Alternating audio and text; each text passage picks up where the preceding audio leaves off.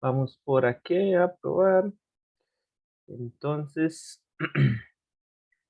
aquí lo tenemos. Eh, Muy buenas noches, profesor. Eh, Hoy vamos a dialogar, vamos a traer a colación el tema de hecho generador del IVA. Entonces, para esto, vamos a hacer el repaso de la materia que vimos en este módulo. Vamos a entender qué es el hecho generador, la materia imponible y todo lo demás, para así tener eh, el fondo y la forma de la ley que regula el tema de el impuesto del valor agregado, que tuvo unas modificaciones en el 2019.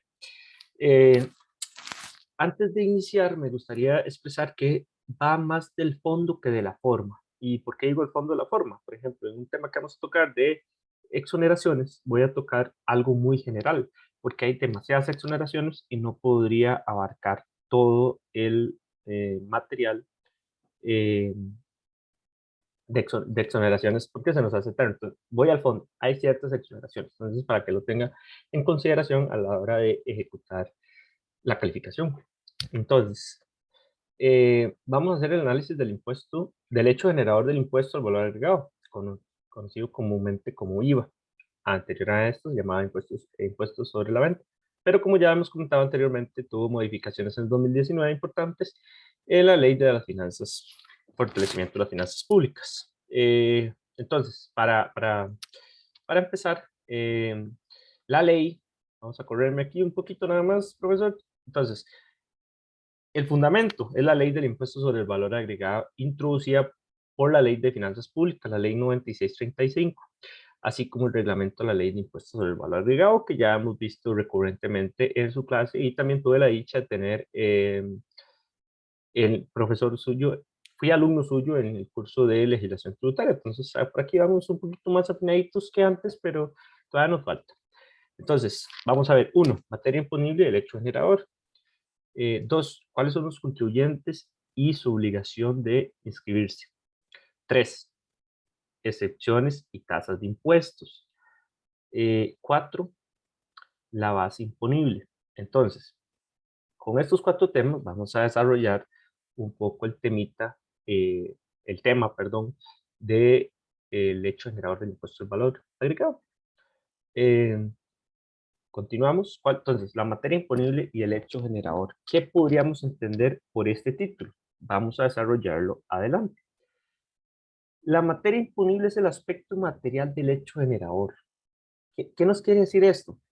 Eso nos quiere decir que en el IVA, vamos a correrme otra vez un tantito aquí, que en el IVA esto se determina por la venta de bienes y en la prestación de servicios, independientemente del medio por el que sean prestados y deben ser realizados en el país. Entonces, es el aspecto material. Entonces, ¿qué es el aspecto material? Bueno, en el IVA sería el momento en el que yo, por ejemplo, compro esta calculadora y se la vendo como comerciante o como persona inscrita, le estoy dando un bien. Entonces, sí, le estoy dando un bien. Entonces, te voy a grabar esto con una tasa que en la ley también la va a dejar clara, pero este sería la materia imponible. O sea, yo te estoy dando un tema, se lo estoy vendiendo dentro del territorio costarricense y estamos haciendo una transacción habitual que yo vendo calculadoras. Entonces, ahí está. Aquí está la venta bien. Eso es lo que significa la materia imponible. Entonces, para ir un poco con el tema de este último paso, realizados en el país, hay que tener mucha y prestar mucha atención con eso. Entonces, vamos otra vez a hacer mi chiquitito aquí. Entonces, ¿qué entendemos dentro del país? Es la venta de bienes que no sean objeto de transporte, es decir, cuando se compra directamente en el comercio, perdón. Cuando vamos a Mega Super, cuando vamos a Walmart, cuando vamos a, a la Universal, cuando contratamos servicios profesionales, etcétera. Están dentro del país. Ok, y en tema de servicios, las mismas se dan cuando los servicios son realizados por un contribuyente residente en Costa Rica o no, con independencia de dónde esté ubicado el prestador y de dónde se presten los servicios. Esto lo repasamos en la actividad, si no me equivoco, fue en legislación tributaria, donde hacían servicios hacia Panamá, por ejemplo. Aquí lo tenemos ilustrado. Y digamos que yo soy de San José, entonces doy servicios a Panamá. Mi hecho generador está acá, en San José, entonces lo estoy dando a Panamá, pero habitualmente yo lo estoy dando. Sería muy distinto si yo doy el servicio a una conferencia, por ejemplo, en Panamá, y lo estoy dando en Panamá. Ahí no aplicaría el impuesto, porque no hay una territorialidad que se cumpla, porque estoy fuera del territorio costarricense y todo lo demás. ¿Ok? Entonces, contribuyentes y su inscripción. El artículo 4 define a los contribuyentes como las personas físicas y jurídicas, las entidades públicas o privadas que realicen actividades que impliquen la ordenación por cuenta propia de factores de producción.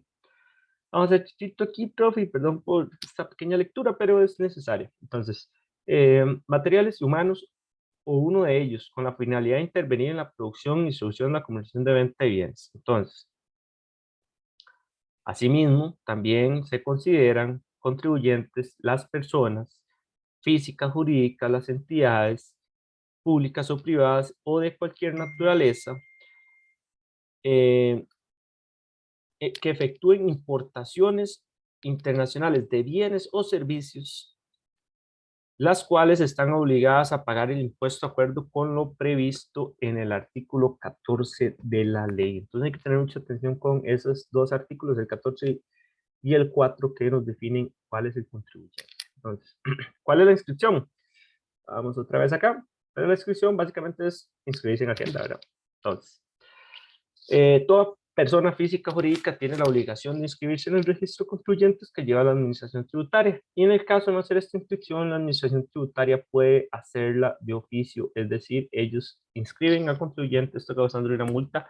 En caso que yo comercializara las calculadoras, efectué mi actividad durante 5 años y nunca me inscribí en Hacienda, pues Hacienda me podría llegar y decirme, no señor, usted siempre ha sido comerciante de calculadoras, lo inscribo de oficio y usted no ha pagado un tributo durante 5 años porque yo tengo, bueno, me lo tienen que demostrar, evidentemente que tengo el negocio durante 5 años, entonces ¿qué van a hacer? Vienen, me pegan una multa y no cumplí un deber, sí, un deber formal de inscribirme en aquel momento. Entonces hay que tener mucho cuidado también con esta inscripción, que tenemos por ley el deber de inscribirnos. Entonces, una vez que nos inscribimos, evidentemente tenemos que cumplir otra serie de deberes, que sería la presentación eh, formal, del impuesto del valor agregado antes de 15 cada mes reportar. Eso como persona recaudadora, ¿verdad? Si yo tengo el negocio. Si yo fuera la persona que compró la calculadora, pues no tengo una obligación ante tributación, porque la persona recaudadora es la que va a pagar, a trasladarle el impuesto que yo pagué como comprador a Hacienda. Entonces, yo soy el recaudador. Eso quería ponerlo en claro para aquello de que no se confunda. Otro ejemplo que tenía por ahí también es, por ejemplo, el REA, el régimen especial agropecuario. La inscripción se hizo de oficio para todos los agricultores. Entonces, ellos, a partir de ahí, empezaron a tener deberes que tenían que cumplir. Pero la dirección de tributación lo hizo de oficio. Entonces, quería ponerlo en el plano porque fue una inscripción que tuve, digamos, que de cerca por hacerla de oficio. O sea, simplemente pasaron un oficio, un MAC, tributación, y dijeron, no, todos los que están en el MAC como inscritos como agricultores pasan a ser contribuyentes. Los capitaleros, los cañeros, ganaderos, etc. Ok, pasando a otro punto, vamos al tema de excepciones y tasas del impuesto. En el IVA, por regla general, se graban todos los bienes y prestaciones de servicios que se vendan y sean consumidos dentro del territorio nacional. Sin embargo, en la ley establece varias excepciones y esto los define en el artículo 8 de la ley del IVA. Al principio del video les dije que no me iba a ir tanto en la forma, sino en el fondo. Entonces, el fondo es que tenemos ciertas exenciones del pago de impuestos. Por ejemplo, yo estoy en una asociación de desarrollo. Estas asociaciones, por ley, en el artículo 8, establecen que no pagan renta, no pagan valor agregado, perdón. Bueno, tampoco pagan renta, pero no es el tema, porque son temas de interés público, son compañías de interés público. Entonces, por ley están exentas. Lo mismo pasa con obras del Espíritu Santo, lo mismo pasa, por ejemplo, cuando compramos libros que no pagan impuesto de venta. Entonces, hay una cierta excepciones a esa tasa de servicios que están ahí, o sea, ya vienen establecidas en la ley y entonces hay que tener ojo al Cristo con ese artículo que establece cuáles son los que no cumplen. Okay, entonces, también es muy necesario que, por ejemplo, cuando yo soy, por ejemplo, una asociación de desarrollo, que es, yo soy el comprador de ese bien, tengo que gestionar ciertos permisos ante Exonet, porque la administración tributaria, aunque lo diga, Exonet nace para evitar ciertos portillos y entonces me gusta ese tipo de control, aunque duran una eternidad respondiendo a una exoneración, es muy importante porque cierran ciertos portillos para evasión fiscal. Entonces, retomando a la tasa del impuesto, la ley establece que hay un 13% para bienes y servicios en general, un 4% para tiquetes de avión y servicios médicos. Estos servicios médicos, evidentemente, los tiene que dar una persona colegiada,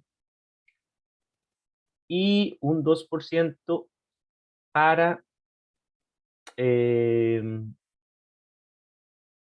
temas de educación, profesores, o sí, profesores más que todo, para temas de educación. O sea, un profesor que quiera dar libremente, independientemente de su clase, cobraría un 2% por ese tema de educación. También, si no me equivoco, los servicios médicos y los medicamentos pagarían el 2%. Y el 1% corresponde a la canasta básica.